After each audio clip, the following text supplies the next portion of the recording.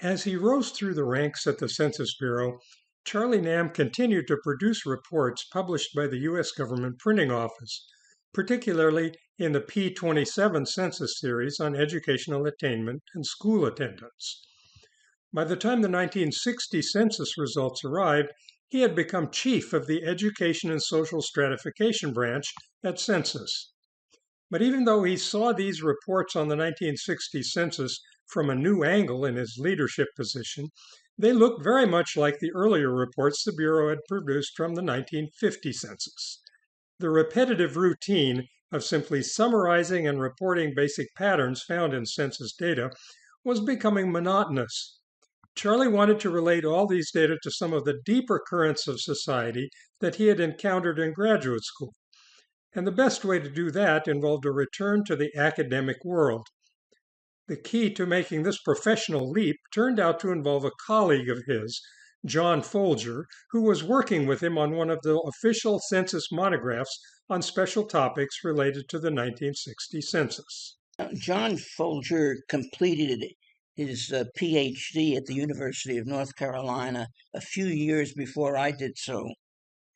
When the 1960 Census Monograph series was developed, John was asked to author the one on education.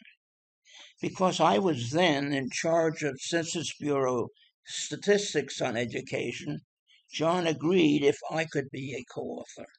Well, we began working on the education monograph while I was still at the Census Bureau.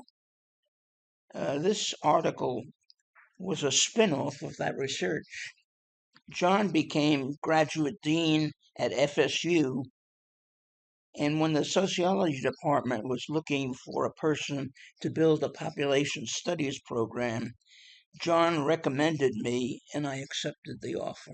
John went on to Washington to head up a higher education program. So I was coming from Washington to Tallahassee, and he was going from Tallahassee to Washington. How long did you overlap? Just maybe months, a few months. Started on the research, as I indicated, when I was still at the Census Bureau. In fact, an interesting sideline is that the Census Bureau allowed me to skip part of each day for my regular work at the Bureau to work on this monograph.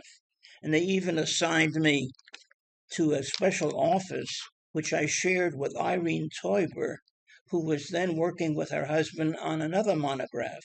Folger and Nam's co-authored monograph, The Education of the American Population, based on 1960 census data organized by Charlie's branch, wasn't actually published until 1967. Their collaboration on this research, however, provided them with empirical raw material for several articles in professional journals, including this one from 1964 in the journal Sociology of Education. Their article addressed a fundamental question about why the educational level of people in the United States rose dramatically throughout the first half of the 20th century. That dramatic increase in education was of great interest not only to social scientists, but to policymakers and the general public. In the early 1900s, the United States jumped out in front of nearly all other countries in the world in the share of its people who completed secondary education and then went on to attend colleges and universities. Many scholars, both then and now, linked that early U.S. lead in higher education to the country's parallel surge in economic productivity, growth, wealth, and prosperity, also leading much of the rest of the world in those decades. Then as now, there were essentially two ways to think about why people might spend so much time in school. The first of these Charlie called the labor market explanation for rising education. Well, education can be seen as an avenue for social mobility, but it can also be seen as providing opportunities for particular jobs and other satisfactions in life. More education can qualify persons for certain occupations, and occupations may encourage more education to enable a rise in responsibilities within an occupation. From this perspective, which today economists might call a demand-side explanation, our growing, modernizing economy increased the demand for people with more education to take new, more complex and demanding kinds of jobs. This way of looking at the situation would cast the changing occupational structure of the country as a cause that generated rising levels of education as an effect. On the other hand, though, then as now, some people saw the situation differently. This alternative Charlie calls the consumer demand approach in this article. Well, apart from the labor market approach, there is the fact that individuals see more education as good in itself and facilitates learning. From this perspective, the desire for education takes on a life of its own in the hearts and minds of Americans. We might even go so far as to say that the enduring desire for more education created an educated population, and their presence then actually made the expansion and modernization of the American economy possible in the first place. This way of looking at the situation would cast rising educational levels as a cause that generated a more modern economy as an effect. Which of these two explanations would have better fit to reality in mid-century America? How could you compare them against some kind of empirical evidence? The approach taken in this article compares men in the working ages in 1940 to men found in those same ages 20 years later in 1960. By 1960, a lot more men had some college education, and a smaller share of the male labor force had failed to complete high school. Folger and Nam considered two possibilities for where the more educated men might appear within the 1960 workforce. First, they looked at changing shares of men in different occupational groups. If a larger share of men shifted by 1960 into occupations that demanded more education, that could be evidence of the labor market explanation. Their Table 2 shows clearly that this shift across occupational groups did occur. By 1960, the share of men on farms or working as ordinary laborers dropped, while the share of men in professional fields, white-collar jobs, and skilled crafts increased. This occupational shift could have accounted for more education. Second, they looked at changing average levels of education for men within each different occupational group. If men within a particular occupational group, such as clerical workers or craftsmen, increased their average educational level by 1960, that could be evidence of education as a goal in itself, apart from changing labor force requirements.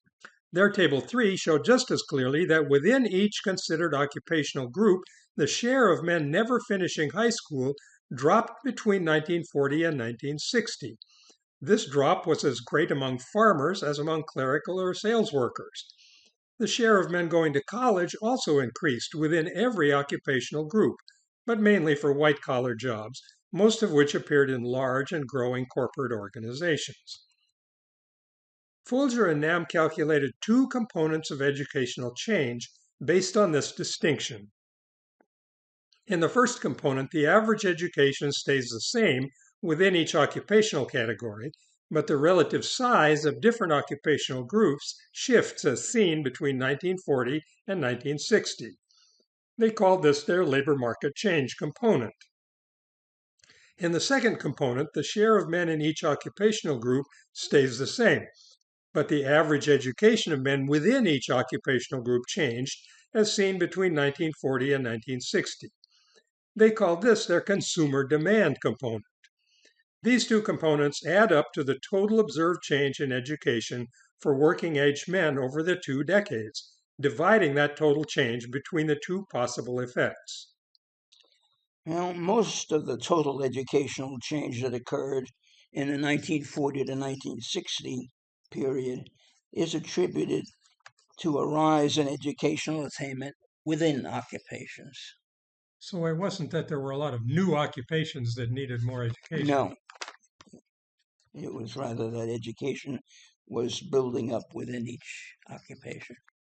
Of course, we can't be sure that this predominant pattern of rising education within each occupational group actually reflected a desire for more education as an end in itself, rather than a response to changes in labor market demand. Within these broad occupational categories, the mix of different jobs could have been shifting towards more skilled work that called for more education. Even within specific detailed occupations, technological and scientific advances might have been dictating a need for advanced schooling. When they described what they called a consumer demand explanation for schooling, Folger and Nam quoted something that Martin Trow had written in 1963 about what he called a basic shift in educational norms and values that had begun to develop independently of occupational demands. Trow suggested that, quote, college enrollments are not merely rising, but will do so indefinitely until there is a near universal experience of some sort and duration in institutions of higher education, unquote. More than half a century later, Trow's vision has failed to materialize. The share of each new generation going to college, particularly among men, has almost stopped increasing altogether and remains well below half of all working age men, even while educational attainment has continued to advance steadily for women. The idea of higher education as an end in itself, independent of the demands of the labor market, has not spread throughout the entire American population as a whole. And the debate over education as a cause or a consequence of economic progress, which prompted Folger and Nam to produce this article, continues to the present day.